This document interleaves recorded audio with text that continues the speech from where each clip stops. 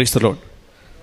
പരിശുദ്ധ അമ്മയുടെ പ്രത്യക്ഷീകരണം നടന്ന ഈ വിശുദ്ധ അൽത്താരയിൽ പ്രത്യക്ഷീകരണത്തിൻ്റെ സാക്ഷിയായി ഓർത്തിയതിന് ഈശോയ്ക്കും പരിശുദ്ധ അമ്മയ്ക്കും 1000 നന്ദി.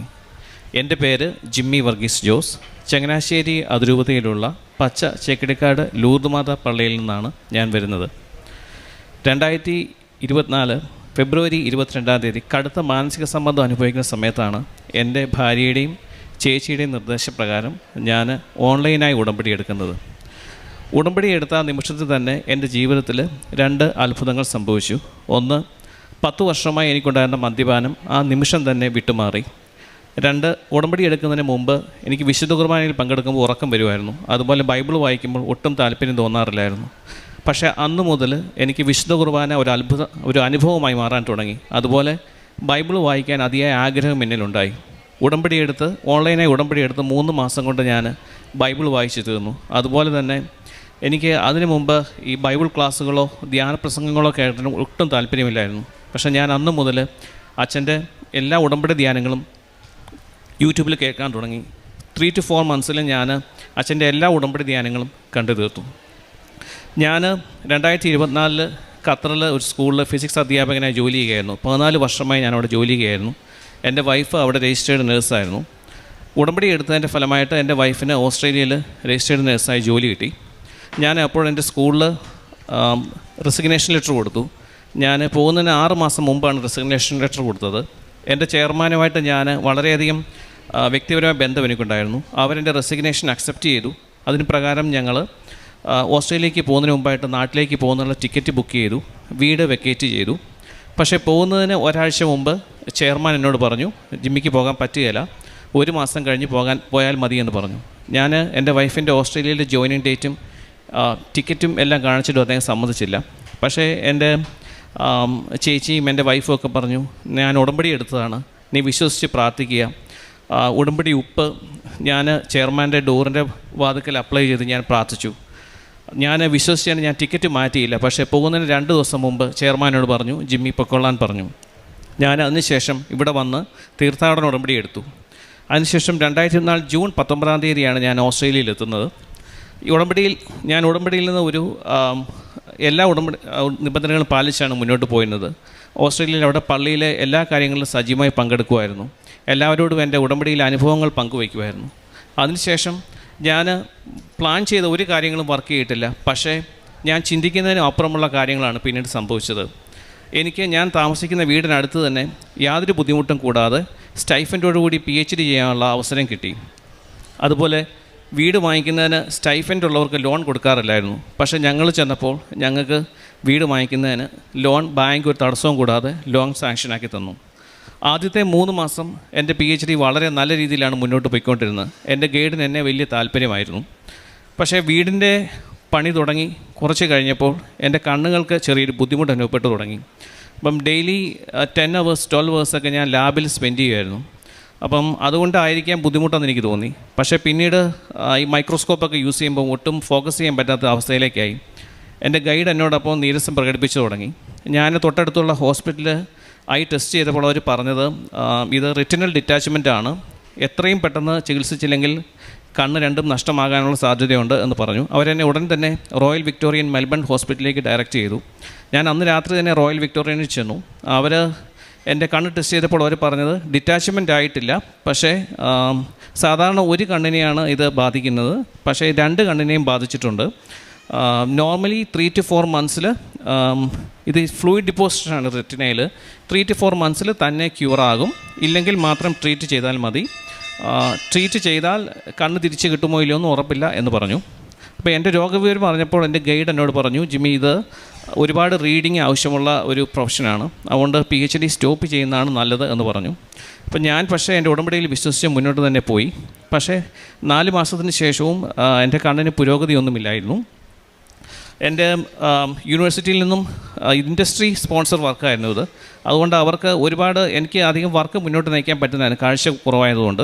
അപ്പോൾ അതുകൊണ്ട് PhD സ്റ്റോപ്പ് ചെയ്യണം എന്ന് പറഞ്ഞു. ഞാൻ ഒരുപാട് വിഷമിച്ച്, ഒരു ചൊവ്വാഴ്ച ദിവസമായിരുന്നത്, ഒരുപാട് വിഷമിച്ച് എൻ്റെ കാറിൽ വന്നിരുന്നപ്പോൾ അച്ഛൻ്റെ ഓൺലൈൻ ധ്യാനം ഞാൻ കൂടുകയായിരുന്നു. അപ്പോൾ അച്ഛൻ ഈ വചനം പറഞ്ഞു, ജോഷുവ 3-ാം അധ്യായം 7-ാം വാക്യം, ഞാൻ മോശയുടെ കൂടെ എന്ന പോലെ നിന്നോട് കൂടെയും ഉണ്ട് എന്ന് അവർ ബോധ്യപ്പെടുന്നതിന് ഞാൻ നിൻ്റെ അവരുടെ മുന്നിൽ ഉയർത്തും എന്ന വചനം.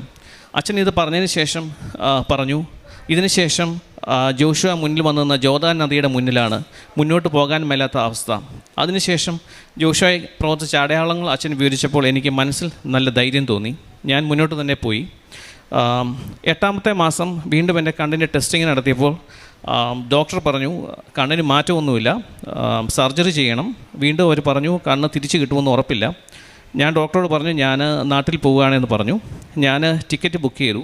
കൃപാസനത്തിൽ വന്ന് അച്ഛനെ കണ്ട് പ്രാർത്ഥിച്ചാൽ പരിശുദ്ധ അമ്മയുടെ മാധ്യസ്ഥം വഴി എൻ്റെ കണ്ണ് പൂർണ്ണമായി സുഖപ്പെടും എന്ന പൂർണ്ണ ബോധ്യം എനിക്കുണ്ടായിരുന്നു. ഞാൻ ഇവിടെ വന്ന് അച്ഛനെ കണ്ട് പ്രാർത്ഥിച്ചു. അച്ഛൻ എൻ്റെ 2 കണ്ണിലും തൈലം പൂശി കാശുരൂപം തന്നു പ്രാർത്ഥിച്ചു. അച്ഛൻ പ്രത്യേകിച്ച് എന്നോടൊന്നും പറഞ്ഞില്ല. പക്ഷേ ഒരാഴ്ചയ്ക്ക് ശേഷം ഞാൻ തിരിച്ച് മെൽബണിൽ ചെന്ന് റോയൽ വിക്ടോറിയൻ ഹോസ്പിറ്റലിൽ ചെക്ക് ചെയ്തപ്പോൾ എൻ്റെ 2 കണ്ണുകളും പൂർണ്ണമായി സുഖപ്പെട്ടു. എന്നോട് ഡോക്ടർ ചോദിച്ചു എന്താണ് ചെയ്തതെന്ന് ചോദിച്ചു. അപ്പോൾ ഞാൻ പറഞ്ഞു ഞാൻ ഇങ്ങനെ കൃപാസനം എന്ന മാതാവിൻ്റെ പ്രതിഷ്ഠീകരണം നടന്ന പള്ളിയിൽ പോയി പ്രാർത്ഥിച്ചു. അച്ഛൻ എൻ്റെ കണ്ണിൽ തൈലം അഭിഷേകം ചെയ്ത് പ്രാർത്ഥിച്ചു. ഞാൻ എല്ലാ ദിവസവും ഉടമ്പടി പ്രാർത്ഥന പ്രാർത്ഥിക്കും. അങ്ങനെയാണ് എൻ്റെ അസുഖം മാറിയെന്ന് ഞാൻ ഡോക്ടറോട് പറഞ്ഞു. PhD സ്റ്റോപ്പ് ചെയ്തതിന് ശേഷം എന്ത് ചെയ്യും മുന്നോട്ട് എന്നുള്ളൊരു ക്വസ്റ്റ്യൻ എൻ്റെ മുന്നിലുണ്ടായിരുന്നു. അതുപോലെ ഇത്രയും വലിയ രോഗശാന്തി എനിക്ക് കിട്ടിയിട്ടും എൻ്റെ മദ്യപാനം പൂർണ്ണമായി മാറിയിട്ടും എൻ്റെ മാനസിക സമ്മർദ്ദം, ടെൻഷൻ ഇതൊന്നും പൂർണ്ണമായും അന്നേരവും മാറിയിട്ടില്ലായിരുന്നു. അപ്പം ഈ ഒരു അവസ്ഥയിൽ എൻ്റെ ചേച്ചിയും എൻ്റെ വൈഫും എന്നോട് പറഞ്ഞു ഇത്രയും നാളും ടീച്ചറായിരുന്നല്ലോ, അതുകൊണ്ട് ടീച്ചറായിട്ട് തന്നെ പ്രൊഫഷൻ കണ്ടിന്യൂ ചെയ്തുകൂടെ എന്ന് ചോദിച്ചു. പക്ഷേ എൻ്റെ മുന്നിലുള്ള പ്രശ്നം മെൽബണിൽ ടീച്ചറാകണമെന്നുണ്ടെങ്കിൽ വിക്ടോറിയൻ രജിസ്ട്രേഷൻ എടുക്കണം. അതിന് IELTS എക്സാമിന് 8 സ്കോർ വേണ്ടത്. മലയാളം മീഡിയത്തിൽ പഠിച്ച എനിക്ക് IELTSന് 8 സ്കോർ കിട്ടുക എന്നുള്ളത് എനിക്ക് വിചാരിക്കുന്നതിനും അപ്പുറമുള്ളൊരു കാര്യമായിരുന്നു. അതുകൊണ്ട് തന്നെ ഞാൻ അതിന് ട്രൈ ചെയ്യാതെ നിൽക്കുകയായിരുന്നു. അപ്പോൾ എന്നോട് എൻ്റെ ഒരു സുഹൃത്ത് പറഞ്ഞു ISLPR എന്നൊരു എക്സാമുണ്ട്, അത് നേഴ്സിങ്ങിന് OET പോലെയാണ്, ഇതിന് ടീച്ചിങ് റിലേറ്റഡ് ടോപ്പിക്സാണ് വരുന്നത്, അതുകൊണ്ട് കുറച്ചുകൂടെ എളുപ്പമായിരിക്കുമെന്ന് പറഞ്ഞു. അതിന് മാക്സിമം സ്കോർ 5 ആണ്, അതിൽ 4 കിട്ടണം, IELTS 8 ഈക്വലൻ്റ് ആയിട്ട്. ഞാൻ മാതാവിൻ്റെ ഉടമ്പടിയിൽ വിശ്വസിച്ച് പ്രത്യക്ഷ പ്രാർത്ഥന ചൊല്ലി കമ്പ്യൂട്ടറിൻ്റെ ഫ്രണ്ടിൽ ഉപ്പ് വിതറി വിശ്വാസപ്രമാണം ചൊല്ലിയിട്ടാണ് എക്സാമിന് ഡേറ്റ് ബുക്ക് ചെയ്തത്. അതിനുശേഷം ഞാൻ എല്ലാ ദിവസവും രാവിലെ 5:30-ക്കുള്ള ഉടമ്പടി പ്രത്യക്ഷീകരണ പ്രാർത്ഥനയ്ക്ക് ശേഷം അരമണിക്കൂർ ഉറക്ക ഇംഗ്ലീഷ് ബൈബിൾ വായിക്കും. പിന്നീടാണ് ഞാൻ പഠനം തുടങ്ങിയത്. കേവലം 1.5 മാസമാണ് ഞാൻ പഠിച്ചത്. അതിനുശേഷം ഞാൻ എക്സാമിന് വേണ്ടി പോവുകയാണ്. അന്നാണ് എൻ്റെ ജീവിതത്തിൽ ഒരു അടയാളം സംഭവിക്കുന്നത്. ഞാൻ ഡബിൾ ഡെക്കർ ബസ്സിൻ്റെ ഏറ്റവും ഫ്രണ്ടിലെ സീറ്റിൽ മുന്നിലിരിക്കുകയായിരുന്നു. എൻ്റെ സൈഡിൽ ഒരു ഓസ്ട്രേലിയൻ ചെറുപ്പക്കാരനാണ് ഇരുന്നത്. നന്നായി വിശ്വാസം കുറവുള്ള ചെറുപ്പക്കാരാണ് ഓസ്ട്രേലിയയിലുള്ളത്. ഈ വിശ്വാസം തീരെയില്ല. പക്ഷേ അദ്ദേഹം പോക്കറ്റിൽ നിന്ന് ഒരു പുസ്തകം എടുത്ത് വായിക്കാൻ തുടങ്ങി. ഞാനപ്പോൾ കൗതുകത്തോടെ നോക്കി എന്താണ് ആ ചെറുപ്പക്കാരൻ ചെയ്യുന്നതെന്ന്. അപ്പോൾ അദ്ദേഹം ബൈബിളായിരുന്നു വായിച്ചുകൊണ്ടിരുന്നത്. ഞാനും അപ്പോൾ വിചാരിച്ചു ദൈവമേ ഉടമ്പടി എടുത്ത് ഞാൻ ബൈബിൾ വായിച്ചില്ലല്ലോ എന്ന് കരുതി ഞാൻ എൻ്റെ ഫോണിൽ ബൈബിൾ റാൻഡമായി ഓപ്പൺ ചെയ്ത് ഞാൻ വായിച്ചു. അപ്പം എനിക്ക് കിട്ടിയ വചനം അപ്പസ്തോല പ്രവർത്തനം 1-ാം അധ്യായം 5-ാം വാക്യം, എന്തെന്നാൽ യോഹന്നാൻ വെള്ളത്താൽ സ്നാനം നൽകി, നിങ്ങളാകട്ടെ പരിശുദ്ധാത്മാവിനാൽ സ്നാനം നൽകും. ആ വചനം വായിക്കുന്ന സമയത്ത് ഡ്രൈവർ സൈഡ് റോഡിൽ നിന്നും ഹൈവേയിലേക്ക് വണ്ടി കയറുന്നതിന് വേണ്ടി ബസ് സ്റ്റോപ്പ് ചെയ്തു. അപ്പോൾ തന്നെ അതിന് മുമ്പോ പിന്നീടോ സംഭവിച്ചിട്ടില്ല, ഒരു പ്രാവ് പറന്ന് വന്ന് ഫ്രണ്ടിലെ സ്ക്രീനിൽ കൂടെ എൻ്റെ മുഖത്തേക്ക് നോക്കി. പിന്നീട് റോഡിൽ പറന്നിറങ്ങി. 1 മിനിറ്റ് ഡ്രൈവർ ആ പ്രാവ് പോകുന്നിടം വരെ വെയിറ്റ് ചെയ്തിട്ടാണ് പിന്നീട് വണ്ടി എടുത്തത്. എനിക്കപ്പം തന്നെ മനസ്സിലേക്ക് പ്രത്യേക ഒരു ധൈര്യം വന്നു. പരിശുദ്ധ അമ്മ എൻ്റെ കൂടെയുണ്ട്, എനിക്ക് വേണ്ടി മാധ്യസ്ഥം വഹിക്കുന്നുണ്ട്, ദൈവം എൻ്റെ കൂടെയുണ്ട് എന്ന ബോധ്യം എനിക്ക് വന്നു. അതുവരെ ഉണ്ടായിരുന്ന എൻ്റെ ടെൻഷൻ, ഡിപ്രഷനിലേക്ക് വരെ പോകുന്ന ടെൻഷൻ ആ സമയത്ത് എനിക്ക് വിട്ടുമാറി. ഞാൻ എക്സാമിന് ചെന്ന് കഴിഞ്ഞപ്പോൾ വളരെയധികം ആത്മവിശ്വാസത്തോടെ ഞാൻ ഈ വചനഭാഗം ഉരുവിട്ട് not by merit but by grace എന്ന് പറഞ്ഞ് പ്രാർത്ഥിച്ചുകൊണ്ടാണ് ഞാൻ എക്സാം ഹാളിൽ ചെന്നത്. അവിടെ ചെന്നപ്പം ഞാൻ മാത്രമായിരുന്നു ആദ്യമായി എക്സാം എഴുതുന്ന ആൾ. ബാക്കി എല്ലാവരും 5-ാമതെയും 6-ാമതെയും തവണ എഴുതുന്നവരായിരുന്നു. കാരണം IELTSന് 8 ഈക്വലൻ്റ് അല്ലെങ്കിൽ ISLPRന് Band 4 അത് ഭയങ്കര ഡിഫിക്കൽട്ടാണ്. അപ്പം എനിക്ക് പക്ഷേ ഒട്ടും ഒരു സംശയം തോന്നിയില്ല. ഞാൻ ധൈര്യമായിട്ട് തന്നെ എക്സാം അറ്റൻഡ് ചെയ്തു. അവിടെയും not by merit but by grace മാതാവ് എന്നെ കാണിച്ചു തന്നു. എന്നെ എക്സാം നടത്തിയത് IELTS എക്സാമിൻ്റെ ക്രിയേറ്ററാണ്. അദ്ദേഹമാണ്, ഇച്ചിരി പ്രായമുള്ള മനുഷ്യനാണ്. എനിക്കത് അറിയില്ലായിരുന്നു അദ്ദേഹമാണ് എന്നെ എക്സാം ചെയ്യുന്നതെന്ന്. അതുകൊണ്ട് തന്നെ ഞാൻ വളരെ ടെൻഷനൊന്നും കൂടാതെ വളരെ ശാന്തമായി എക്സാം അറ്റൻഡ് ചെയ്തു. എനിക്ക് ലിസണിങ് വളരെ ബുദ്ധിമുട്ടായിരുന്നു, റീഡിങ്ങും വളരെ ബുദ്ധിമുട്ടായിരുന്നു. എക്സാം കഴിഞ്ഞിറങ്ങിയപ്പോൾ ഞാൻ എല്ലാവരോടും പറഞ്ഞു, എൻ്റെ കഴിവുകൊണ്ട് എനിക്കിത് കിട്ടില്ല, അഥവാ എനിക്ക് പാസ്സായാൽ അതിൽ മാതാവിൻ്റെ ഈശോയുടെ ഒരു കയ്യൊപ്പുണ്ടായിരിക്കുമെന്ന് ഞാൻ പറഞ്ഞു. റിസൾട്ട് വന്നപ്പോൾ എന്നെ അത്ഭുതപ്പെടുത്തിക്കൊണ്ട് എനിക്ക് ഏറ്റവും ബുദ്ധിമുട്ടാണ് ലിസണിങ്ങിന് 4 സ്കോർ വേണ്ടത്, 4+, അതായത് 5 മാക്സിമം. അത് IELTS 8 മുകളിലുള്ള സ്കോറാണ്. ആ സ്കോർ നൽകി എൻ്റെ ദൈവം എന്നെ അനുഗ്രഹിച്ചു. പിന്നീട് ടീച്ചർ രജിസ്ട്രേഷന് 4 to 5 വീക്സാണ് നോർമലി എടുക്കുന്നത്. അവിടെ സമയച്ചുരുക്കം എനിക്ക് അനുഭവപ്പെട്ടു. ഞാൻ അപ്ലൈ ചെയ്ത് വിതിൻ 10 days എനിക്ക് ടീച്ചർ രജിസ്ട്രേഷൻ കിട്ടി.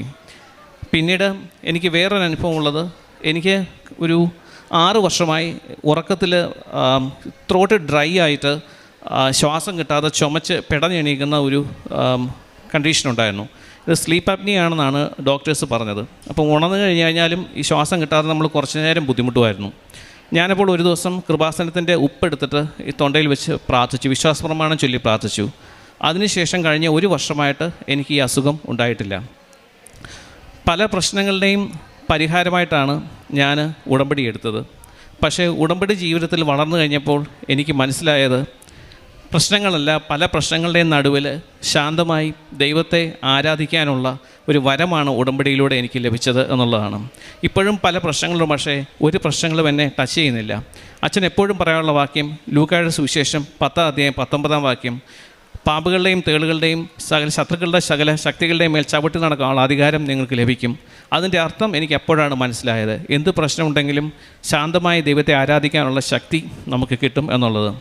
ഉടമ്പടി എന്താണെന്ന് എന്നോട് ആളുകൾ ചോദിച്ചു കഴിഞ്ഞാൽ ഞാൻ പലരോടും പറയാറുണ്ട്, പണ്ഡിതനെന്നോ പാമരനെന്നോ വ്യത്യാസമില്ലാതെ ഡിഫറൻഷ്യേറ്റഡ് ലേണിംഗ് ലെവൽസുള്ള ദൈവത്തെ നിത്യതയിലേക്ക്, യേശുക്രിസ്തുവിലേക്ക് നമ്മെ നയിക്കുന്ന വിശുദ്ധമായൊരു ജീവിത മാർഗ്ഗമാണ് ഉടമ്പടി എന്നാണ് ഞാൻ എല്ലാവരോടും പറയാറുള്ളത്.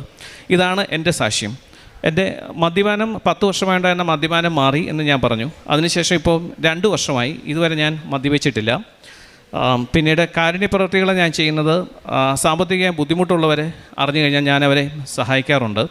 പിന്നെ കൃപാസനം പത്രം, ഇംഗ്ലീഷ് പത്രം ഞാൻ മെൽബണിൽ ദൈവവചനം എഴുതി അത് പറഞ്ഞ് എക്സ്പ്ലെയിൻ ചെയ്തിട്ടാണ് ഞാൻ പത്രം കൊടുക്കാറുള്ളത്.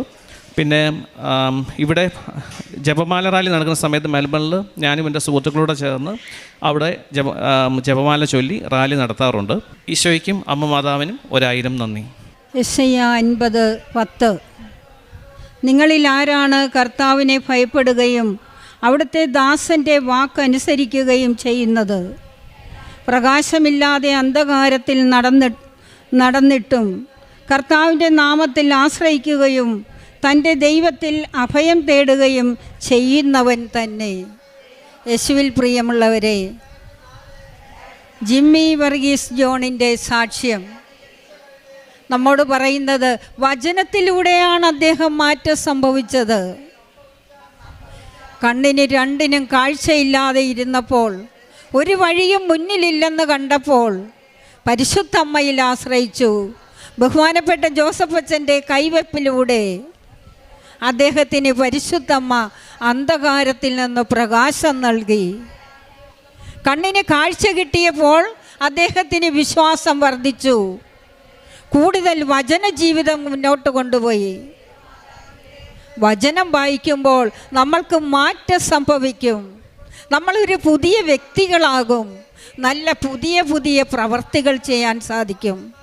ഇതാണ് അരമണിക്കൂർ നേരം ഉടമ്പടി എടുത്തവർ നിങ്ങൾ വചനം വായിക്കണമെന്ന് പറയുന്നത്. ഈ ജിമിഷനിലൂടെ നമ്മളോട് പറയുന്നതും അതുതന്നെയാണ്. എവിടെ ചെന്നാലും വചനമാണ് അദ്ദേഹത്തിന് വായിക്കാൻ ഒരു പ്രചോദനം നൽകിയത്. അങ്ങനെ കാരുണ്യ പ്രവൃത്തി ചെയ്തും പ്രേക്ഷിത പ്രവർത്തനം കൂടുതൽ ചെയ്തും അദ്ദേഹം ദൈവത്തിൻ്റെ സ്നേഹം കൂടുതലായി പിടിച്ചെടുത്തു.